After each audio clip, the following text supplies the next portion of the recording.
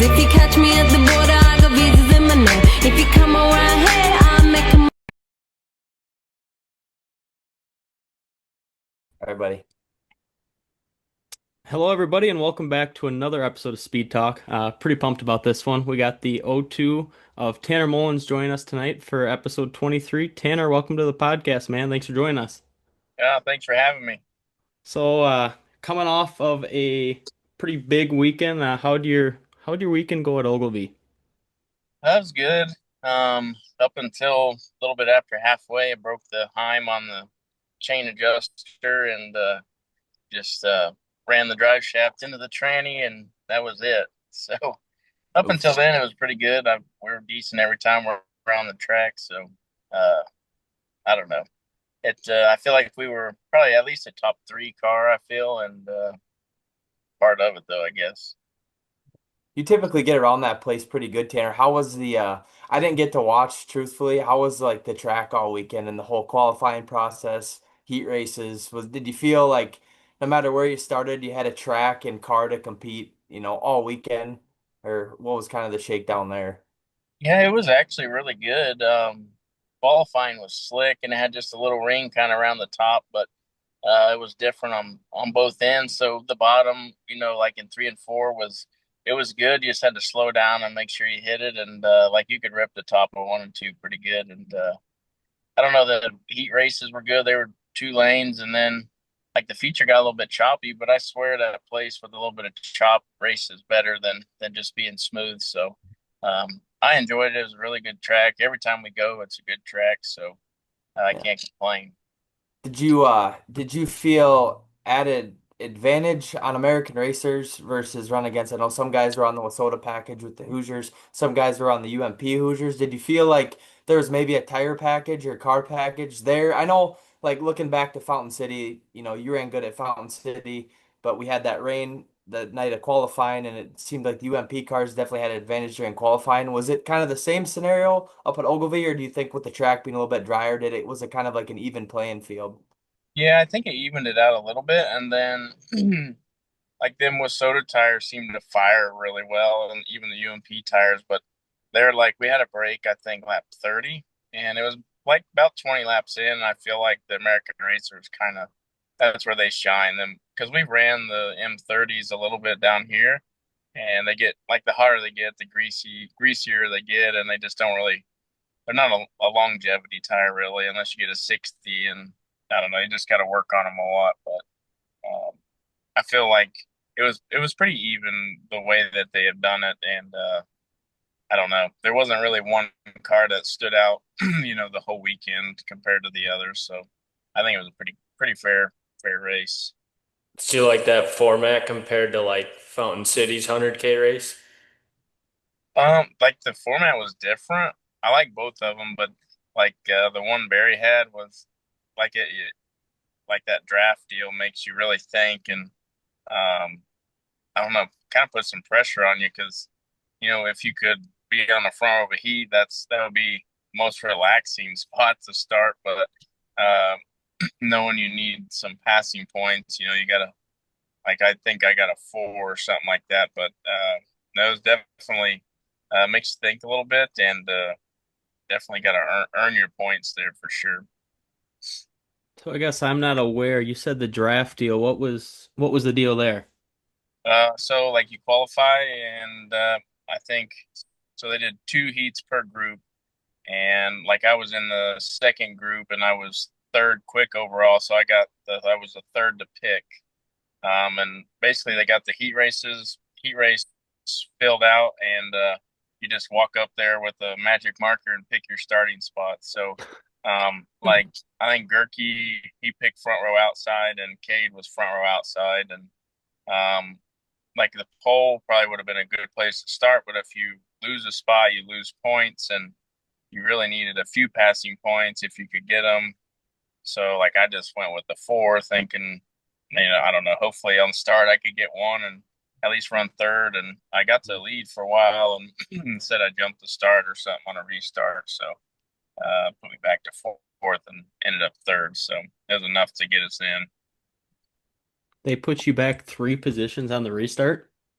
Yeah, so one row, like I was on the pole and they shuffled me back to the second row inside. Oh, So I think it was with like two green, white checkered or something. So gotcha. had to make a little bit of hay while I could.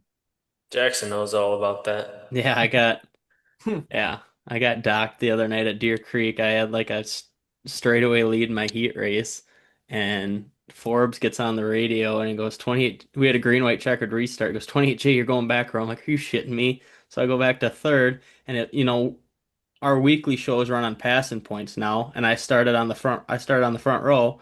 So now I'm like, okay, I went from, probably being in redraw to now, if you start on the pole, you pretty much got to win. Well, I'm in third. So then I was kind of driving like a pissed off teenager with the green white checker. And luckily I was able to get here to here for the win. I took second, but it was enough to make redraw. But then we went to the feature that night, and I got second in the feature, and Dan Hovden won. And they docked Dan Hovden at the checkered for jumping the last restart, so they gave me the feature win. So it kind of it kind of came back to me in a way, Yeah, but I, um I think them restart zones are like to me the worst thing ever. Like I hate them. they I just took think it away last week. Yeah, they tried it again this week, and it was better. I mean, nobody worries about it too much because everyone's staring at that cone all the time. right. But I'm like they're not watching in front of them. They're just waiting for the leader to get to that flag and trying to time it. And sometimes it causes some wrecks. I'm like, I think if you just start between 3 and 4, like the old days, that's plenty good. Leader I would think. fires and just go. Yeah, Right. yeah. You fire at the leader, not the not the cone, because if the leader don't go, they're gonna pile up, and it's just a mess. I'm not a fan of them. Yeah. So, No, so so before Ogilvie Tanner, you ran that Mod Wars weekend, picked up a win at Granite City. Kind of give us a rundown of that weekend. Looks like you had some really good runs and definitely some speed that Sunday at Granite City. Yeah, it was a good like points week, I guess. I think we run like a third, and I think we got seventh at Princeton, and then a first at Granite. But it was a long week. Got kind of tangled up there in the heat race, and had to get the backup car out. But it was good.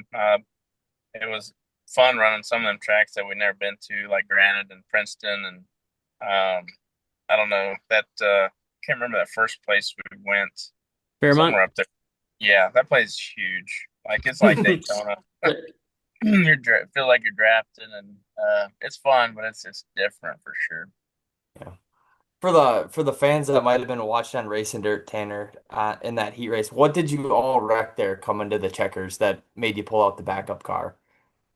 Well, I slid Jim there getting into three, and then like he crossed me over, which was good, and then I don't know if he thought he was clear or what, but he just kind of I mean drove up the track and hooked my front bumper. That just kind of turned me in the fence, which normally is not too big of a deal, but their walls kind of offset a little bit and tore the right front off and broke the right rear axle tube and four link brackets and stuff like that. And so, well, I thought as soon as I looked at it, I knew we weren't going to at least not going to get it fixed for that night. So we had to get the backup car out. Luckily, in the rules somewhere, I guess if it happens after the checkered, which it was like kind of right at the checkered, right past the line. So luckily, we got to keep our starting spot and redraw, and was able to win. So And did it obviously with two cars, I'm sure you have one that you're maybe more comfortable with than the other. Maybe it's newer. Was it obviously your night was set back, after the checker. What was did you kind of have to get your mind right before that feature, knowing you had to pull out a backup car? Did you have to kind of switch some stuff around, get it to where you need to be, where your other car was at? Or was it just like pull it out, tires on it, fuel it up and go? I mean, what was kind of the process there? It was pretty much race ready. Like it wasn't complete, but like I needed left rear shock, and I just kind of guessed that the setup one's a left arm car, one's a pull bar car. So and I hadn't ran that car since I think it was Webster City a couple months ago, or yeah, closer to the beginning of the year. So I don't know. I hadn't been in a left arm car for quite a while, so the feeling I'm like it's probably gonna be it's different. So I was just hoping kind of where I had it was close, and we just kind of ran with it. But it wasn't. Dan and Brendan was up there, and they were there to help unload and get everything kind of swapped around. And uh, I actually in hot laps, a rock came through and cleaned my air cleaner off and the hood scoop. So I went upstairs and drilled it off the backup car and put it on the car I was racing. And I wrecked it, and then I had to drill it back off and put it back on the other car. I'm like, oh my God, these guys gotta be fucking laughing at me up and down the pits watching me swap hood scoops times. But no, Well, it it ended was, up good for you though. So pick off a win, with those USMTS guys. That's awesome. So glad your yeah, weekend ended on a high note. So where are you? yeah, it ended good. So Are you sitting in third in points? yeah, yeah, I think we're maybe like a few behind Jim, I think, and Rodney, he's got a pretty good lead, but hopefully we can just kind of click off some consistent runs there and maybe get close to Rodney. We'll see. Yeah. That was a question I wanted to ask you, Tanner. What's just trying to keep that consistency throughout that tour. I mean, that's a long tour. You guys race from March to damn near November. I mean, you're trying to stay consistent running for points, but then again, you're probably also trying new stuff, being you build your own cars, trying to do some R&D and whatnot. What's kind of that balance like? Like, you can't get comfortable because you're trying to run for points, but yet you're trying to try some new things for your customers, you guys running your cars. I mean, what's that balance kind of like? It's tough. Um, just because, like, I mean, you run the same stuff all the time, that's good. Eventually, everybody will catch up to it. And yeah, so you always kind of got to try stuff, but normally, like, I try not to veer too far off on, like when we go to USMTS stuff, because just try not to ruin the whole night. But like when we run around the house a little bit or some off shows, like we'll try different stuff, and at least you don't have a lot on the line. I mean, there's always money that you could lose, but not points. And at the end of the year, that's what you're kind of focused on is trying to finish up in points and get a decent check. But yeah, it's a tough balance, just trying to basically stay fast and try new stuff at the same time. And like the more customers you get, the more stuff some of them try and they say work really good, and then I'll try it. I'm like, oh my gosh, it don't work for me, but it works for others. So you get a lot of different ideas that work in your head, and then you're trying to pick which scenario they would work best in. And sometimes it's best just to kind of run with what you got and tweak on it a little bit is kind of what I've learned or best for me, not to get too far outside the window. Right. And then when you're off from the USMTS stuff, I've seen you've been racing a decent amount of that late model. Yeah. Does that throw you off ever going from, that thing to maybe back to the mod stuff or whatnot?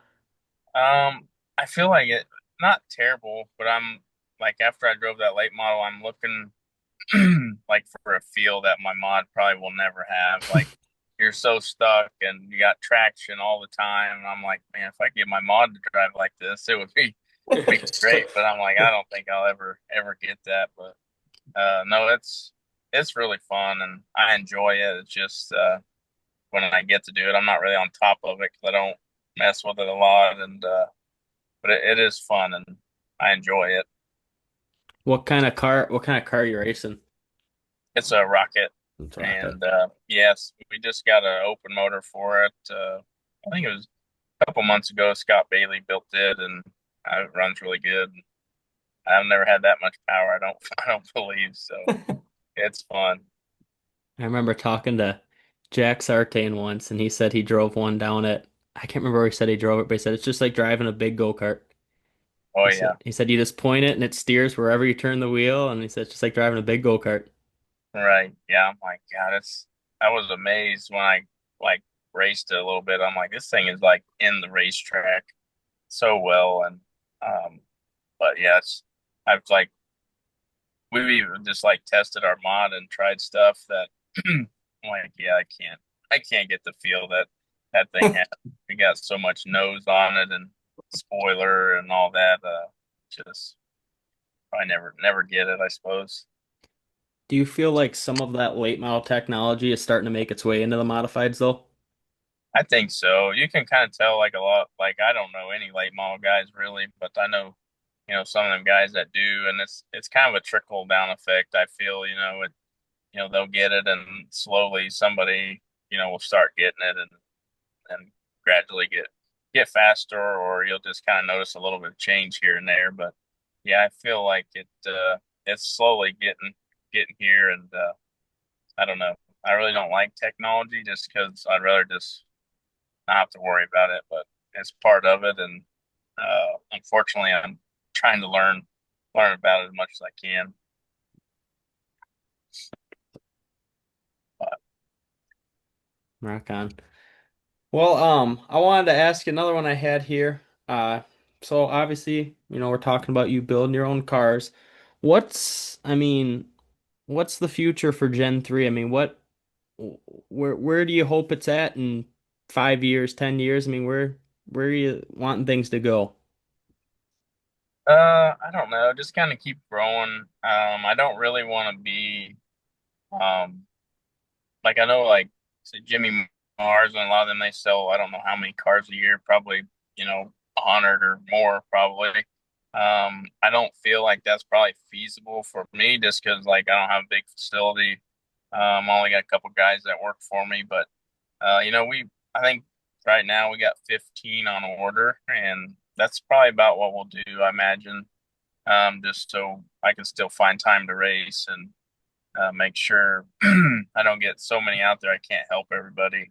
Just like the manpower really is kind of what we don't have and or have room for. So we're pretty content with the 10 to 15 a year, and it's doable for us, and it's not too big of a stretch. So that's kind of what we like, and I don't know, maybe someday if we I don't know if I ever I guess retire, I don't know, but and I could just probably grow it a little bit would be nice. But as of like now, or next 3 or 4 years, I just kind of plan to keep doing what we're doing, and grow a little bit where we can. But for now, just kind of keep trucking along like we are, and got things working pretty good. Just kind of the way that we like, so I don't want to mess it up too bad, and just keep doing what works for us. And you must have some pretty good guys, pretty good help back at the shop on that stuff to be able to go and do the racing that you do and have that going on the side as well. Yeah, yeah, like my dad, he does all the front end stuff, and Dakota, he does all the body work. So really, I just me and my dad both do like notching and bending, and I do most of the welding. Dakota does the sheet metal, and then Brody that helps me when we're back. He assembles, and we kind of all just pitch in. Really, we all have kind of a dedicated job, but there's not a job that you know we can't do. So we just kind of do what needs to be done to get the car out the door or fix whatever we need be, and we all we all work good together. So it's pretty smooth for us. So you said You you're said bending and notching, Tanner. So are you every single car, are you cutting from raw stock or do you have someone? I know the reason I asked, I know there's several manufacturers that'll send a car out to get scanned. laid out, and they got all the geometry and they'll just cut, basically send you a frame on a pallet of already bent, already notched, tack it, weld it together. Are you doing all your cutting, all your bending, everything in-house? Yeah, everything is in house. So the tubing shows up on the truck, and we, load it in the rack, and then cut it, notch it, weld it, and you know, basically everything. So like my car, we build the motors. Everything like on my car is done right there from the tubing rack all the way to out the door running. So we've talked about a little bit of getting some of that stuff CNC done, and um, I don't know. I take a lot of pride in knowing that I do everything from start to finish. Whether sometimes it probably hurts me a little bit that I could speed up production, but you know I just feel that it's kind of cool just for me to know everything that was done that we did it, and you know, from the tubing truck to out the door was all in house. Very cool. So for someone that might be interested in getting a Mullens Gen 3 and they say, hey, I want to order a car, what's typical turnaround time from the time the order's placed or given verbally to built, powder coated, wired, ready to drop your motor, trans, rear end, and out the door? Like, what's your turnaround time typically? Oh, it just kind of depends on kind of where we're at on orders. Like right now, I think we got 12 for sure. So I think we're like right about February, the end of February. And then like the summertime, the building kind of slows down because I'm gone a lot, but we still try to do about one every couple weeks, at least get a frame, even if it's not sold. We try to get them kind of piled up there just for winter time. But like right now, we're about February, so you know I know some of them can get them out a lot faster, but you know I always try to say just quality over quantity. You know, we're not probably not the fastest at building them and getting them out the door, but the stuff we put out is, you know, as right as it can be and the best that we can make it. So it does take us a little bit longer than some, but it's just kind of the way we like it. Is it true too? I've heard, and this might be a rumor, do you weld all your cars or are you MIG welding all your stuff? They're all MIG weld. They are MIG. Yeah, we've TIG welded. Oh, I don't know, probably maybe six or eight.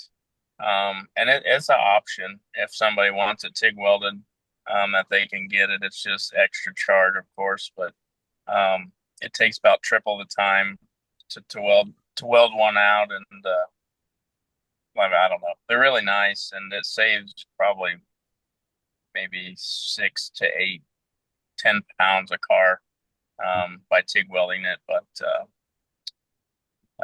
I on my personal stuff, I don't TIG weld them. I just like to get them done, and Get them done. it's a headache to TIG weld them, but we do offer it if somebody wanted it. That's awesome. No, it's very cool. I can't imagine the pride you must have when you can take something from raw stock off the truck to cut, bent on the jig, tacked together, welded, powder coated, assembled, and then wheel that sucker out the door to hit the track and see one of your customers in it or yourself. There's got to be a lot of pride there. It is cool because I mean some of the you know, I know some people that just buy the frame. You know, they have people build the frames and then they sell them. But for me, it's and our shop is not big whatsoever. Um, like it's just a 30 by or 30 by 40 on one side, and we had the 30 by 50, and just a whole center block building, nothing special. So um, to even be able to compete with some of the, you know, USMTS guys with what we got, I feel like it's pretty cool. A lot of pride in it. Very Um, cool. but yeah, we could always build something bigger, I guess. But I just I kind of enjoy what we got. Nothing fancy, just what it takes to do it. Yeah. We were talking up at Deer Creek during that Memorial Day race, Tanner, and you just gave me a kind of a little rundown of your building and race shop that you're in. Can you give the viewers a little bit of a background of the whole story there with your race shop that you're racing out of? Yeah, well, my grandpa actually built it in like I don't know. I guess my grandpa, and my dad, maybe like 77, I think. And it's actually like an old dairy building that they tore down, and cleaned all the center blocks and built it. But it's just on. I live on the same street as the shop, and my grandparents lived right next door to the shop for basically like 50 or so years, and you know they've passed now, but the house is still there, and we're just at the end of the little dirt road. But yeah, it's just it's kind of a I don't know. It's sentimental to me to have work out of that shop, and we got a new side that we've added on, and I keep my car on the old side and work on out of that. Just no reason really, I guess, but just because I like it. But yeah, it's you know, we did or they built all that side, and when we built that new side, I thought it would be cool to to frame it up myself, and I'll never do that again. That's the last time. So yeah, it's cool. It's just same shop my grandpa, my dad raced out of, and then now I'm racing there, and my little boy Trip, we just got him a go-kart, so he'll be racing out of it soon, and I don't know, kind of like a family tradition, I suppose. Well, now you're gonna start having to hammer out go-karts and modifieds when it gets older, and then it'll go from a Gen 3 to be a fourth gen now. Yeah, So Gen that'll be 4. the new Yeah, Gen 4. he might not want the headache. I don't know. He'll have to decide that one. So now, Tanner, I want to go back a little bit in the history of the Zero Two. Um, you know, I didn't really know a lot about you, Tanner, until probably did you have a stint, did you race Gateway when that kind of first started? Did you have some success at Gateway, I want to say? One Yeah, it race, was. didn't you? Yeah, the second year that they had it, we won a prelim Okay. night, and then I think I ran maybe fifth on Saturday night or something. But yeah, that was really like my first big kind of big, I guess, win on a big stage there. So it was pretty neat. Yeah, Then because it I wasn't didn't long after that that you got slowly into the USMTS stuff, right? Yeah, I think that would been like 2019, and then 2020 is kind of we started USMTS about halfway through that year just because we went to Lucas Oil for the USMTS show, and I was leading. Like I really probably had no business over there, but I'm somehow leading this race, and Terry Phillips flies by me, and like five to go, his motor overheats or something. He pulls the infield, and I'm like, "Holy shit! I'm leading the race again." There's only like four laps, so I I end up winning that one. And Todd goes, "You know, you this the only year you can run for Rookie of the Year." And I'm like, "Man, I like took every dollar I had to get over here." So I just went on the hunt for some people to help me, kind of just try to run a few more races, and just kind of snowballed from there, and we just been doing it ever since. Did you win the Rookie of the Year? Yep, Yeah. yep, did that year. so now going back, even farther than that, where'd you cut your teeth racing? Where'd you get your start? Did you start in a go-kart? I mean, what got you into racing? Well, my grandpa and my dad raced, but when I started, um, we actually had a motocross track behind our shop, when there wasn't all the houses and stuff built back there. But that's where I started just riding a motorcycle, and I think I ended up racing motocross for probably maybe 4 years or so. And ended up breaking my collarbone, and then I healed up from that, and then I broke or fractured a vertebrae in my neck, and my Jeez. mom's like, you're done motocross racing. So we got a flat cart, and I raced it for like a year and a half, maybe, and then got a micro sprint and ran that for about 4 years, uh, until I think I was probably 15, and ended up getting in a sprint car until about 2011, and then that's when I really started getting interested in modified stuff. No, I was just like I said, I remember seeing the white and the Heart 2 car at Gateway years ago, and it was kind of like, who's this Tanner Mullens kid? And then all of a sudden it was just like you're Tanner Mullens and you're racing USMTS and you're winning all these races. It was just kind of like you were I don't want to say nothing to a superstar like that, but it was just like you kind of got on the scene and made a name for yourself pretty quick. Yeah, I was just fortunate really to have people kind of help me go ahead and try to run the rest of that year out. And um I don't know, it was different for me because we just normally raced. Literally, I would go the 81's probably 10 minutes from our house, and we would race there. And we traveled a little bit just here and there, but like I went from that to, I think we went to Lucas Oil, and then the next week I'm somewhere in Minnesota, and I'm like, I don't even know what I didn't know anybody or nothing. It was just me and my wife, and we're just cruising up and down the road, and it was definitely an adventure to get started, but we enjoy it. And we made quite a few friends, and uh, I don't know, it's a cool lifestyle to be able to do, and it's not going to last forever, so we just take advantage of it while we can. That leads me Absolutely. to my Awesome. next question, Tanner, and we've asked a few other drivers this from super late model to a modified. You said, it's not going to last forever. In your opinion and insight, where racing's at right now, whether that's a dirt modified, super late model, B mod, stock car, hobby stock. Where do you see racing going in the next 5 to 10 years? Because right now it's a big topic of conversation for us because where we're at, we have some awesome, awesome racetracks, awesome promoters, but lower car counts, not as many people in the stands. What's it going to take to get racing to last another, weekly racing or a tour series last another 5, 10 years and to keep building and sustain with the rising cost to go racing, whether that's for tires, fuel, wear and tear, engines. What's it going to take, in your opinion? I feel the cost of most stuff would have to come down or at least stay where it's at. And then the biggest thing I believe is the fans are not there. You know, um, like when I was a kid, we were there.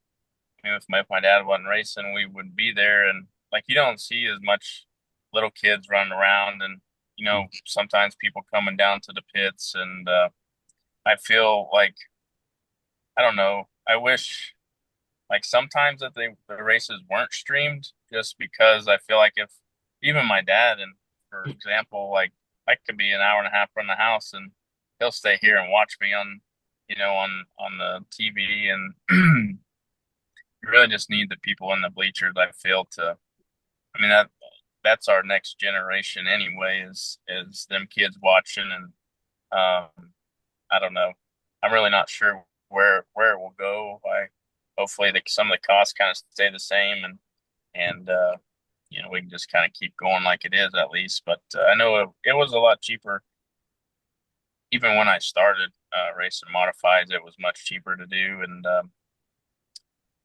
there's I don't know more when you everybody kind of built their own stuff and didn't buy everything right off the shelf. It kind of I feel like played a role too. Just it was more affordable when everybody couldn't just go buy something that you had or whatnot. It's just it's a different world. My dad said it's a whole lot different than when he was racing, and it's a little different than when I started. But I don't know. Like when Trip gets to modified stuff, I don't know. Hopefully, I feel like if you weren't around it for a few years, you would really probably get off off pace or off the game of what's going on because everything is it's like evolving very fast and it's a fast paced sport, I feel.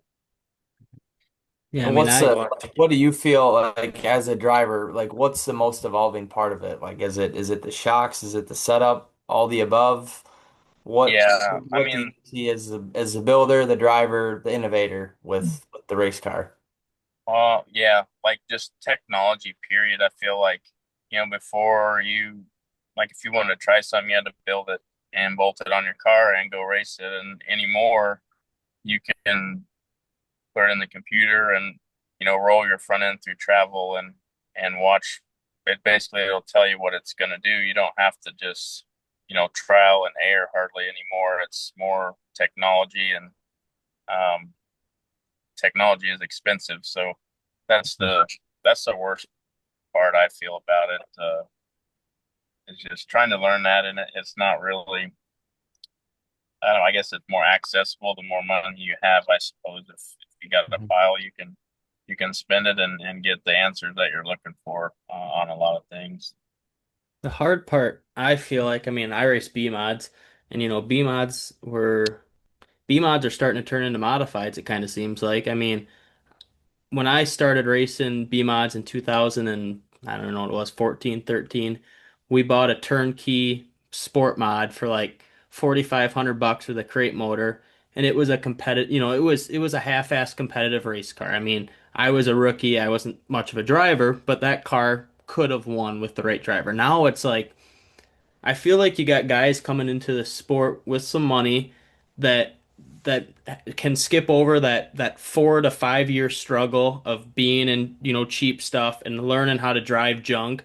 They can just hop right into it, hop into a new, 40, $50,000 race car, and they're competitive in, 15, 25 nights all of a sudden. And now you got, guys that should be running 18th place that are in the top five, and it's like you said, it evolves so fast and it's so much harder just to consistently try to stay on the pace.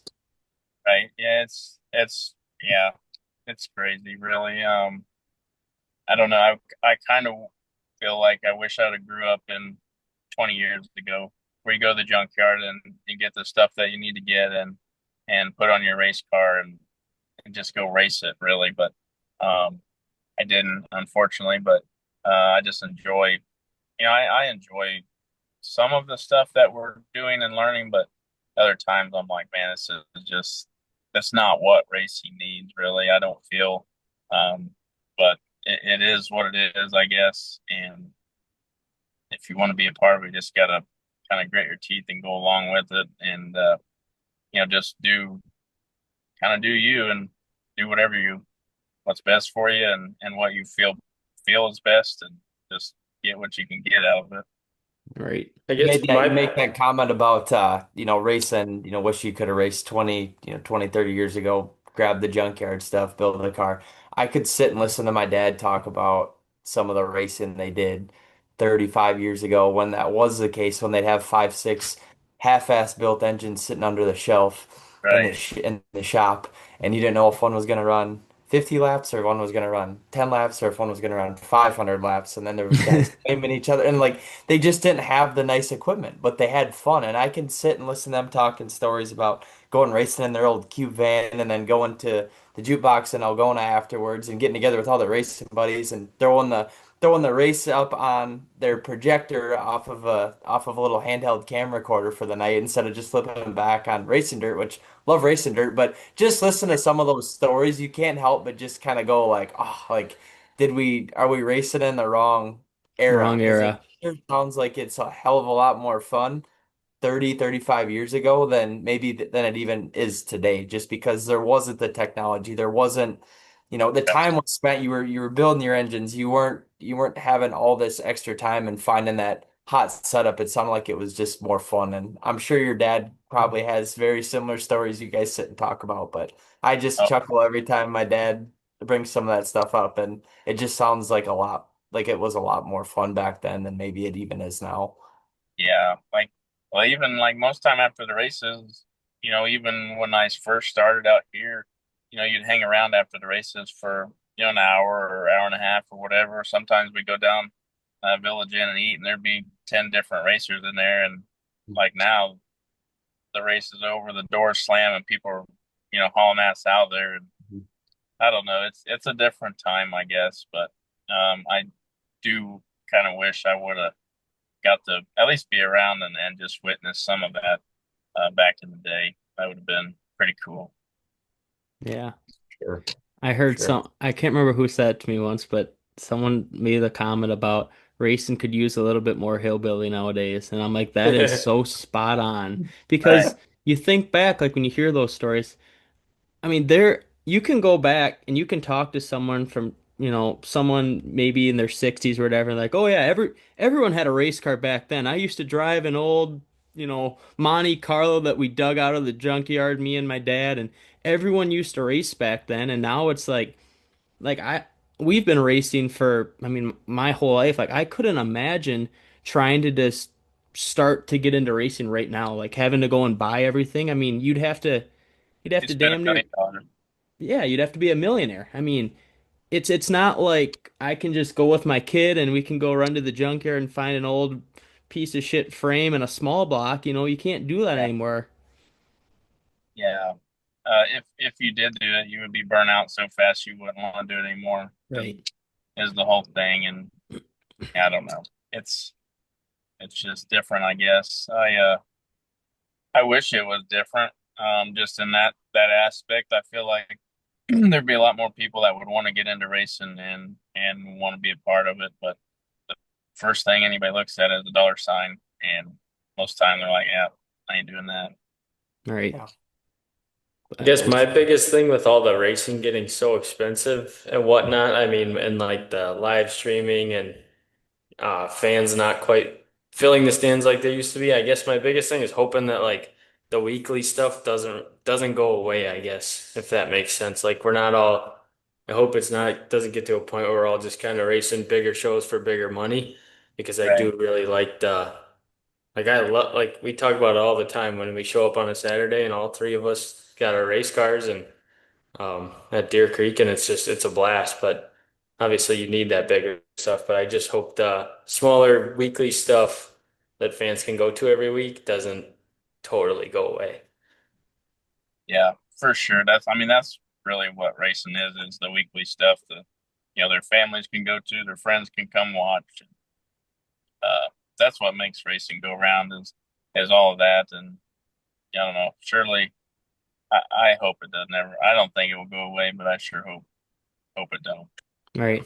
But yeah, it's hard not to, it's hard not to be concerned right now because, like I said, I mean, Deer Creek's and this isn't a knock at this is nationwide tracks are fighting getting people in the crowds. But I mean, Deer Creek and Mississippi Thunder, they're two top-notch facilities in the country. I mean, they're struggling to get fans in the stands every week. I mean, and it never But used it's to, cars too. right? It Like we never had used to be that way. I mean, I remember when I was a kid showing up to Deer Creek and the place was full all the time. And I mean, that hasn't been that long ago. It's just like I don't know where that, that switch flipped, I guess. Yeah, I don't even here. I think like they got 12 or 13 A-mods maybe on a weekly thing, and um, I don't. It just goes back to cost. It's tough to go run a weekly event when you know you can't put used tires on because the other three guys have new tires on. So um, I don't know. It's just a tough deal, really, and for what it costs, you should race, for at least $1,000 every night, and not saying that that's what they need to pay. That's just kind of what it would make sense, and it would be tough to pay that, especially when the cars are not showing up. So it's not like I'm not knocking the racetracks. It's tough for everybody to make it work. right.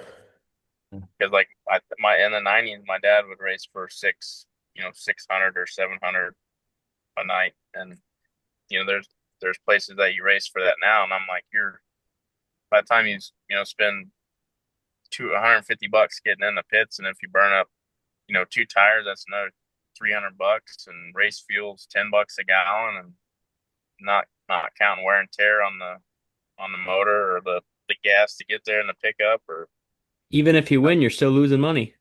right.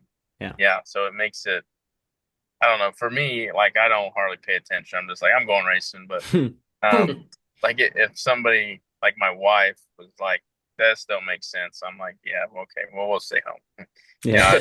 It kind of keeps me lined out, so it helps. But yeah, I'm like, it's just tough for everybody, really, the tracks and the fans, and I don't know, like if you have a family of four, it's probably $100 to get in the bleachers, and I mean that's depending on what somebody makes, 600 a week or something. If you figure you're gonna pay $100 to go in the bleachers, then you're probably, by the time you eat there, or if you eat on the way home, you're probably gonna spend another $100. But between that and fuel in the car, and that could be a quarter of your weekly paycheck. So um, it is tough for people to do that, and I wish it wasn't, but I don't know. Yeah. Yeah. Plus, people can pay that 40 or $50 right in their living room, make their own food, and Right. watch and I assume that's why Deer Creek went away from the streaming, but Yeah, if I always thought it would be kind of cool, like if you live within 40 miles of the racetrack, if somehow they could get it to where your streaming didn't work. Like if you want yeah. to watch, you got to go. Right. Yep. Yeah. But well, Tanner, you're running out of daylight. I want to get a couple quick, easy questions for you, and we'll get you out of here. Favorite racetrack of all time for you? Where's that? I got a couple. So we have a fairgrounds here, just kind of west of us, the Hutchinson Fairgrounds. Just got a lot of history, like with my family, so I really enjoy going there. And probably, I don't know. I like Deer Creek, but I like Mason City, just because I've had a lot of success there. So I enjoyed that. And probably, was it Winnichek? Yeah, we're Decorah. in the seat. Decorah? Yeah, Oh, yeah, we're going there yeah. Saturday. Yeah. Yeah, so that's I really like that place. We don't get to go much, but it's a lot of fun. You were in that race a couple of years ago, weren't you? Yeah, The with Jake O'Neill and everyone Fuqua, was yeah, running and that hot. was a great Yeah. race. It was a great yeah, race. But yep. another one I guess I want to get here. Um, Not necessarily maybe your biggest win or biggest. What's your favorite memory you got at a racetrack over the years, man? Is there something that sticks out that you think back on and just are really fond of, or whether it was a win or whatever that may be?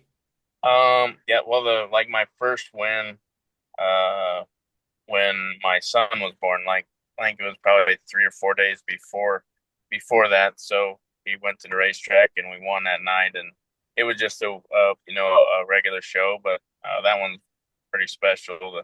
The first race that he went to and that I went to with him to be able to win was pretty cool. Awesome. Well, boys, you got anything else for Tanner while we got him on here?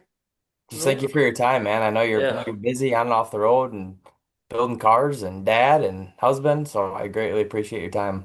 Oh, thank you Appreciate it, man. guys.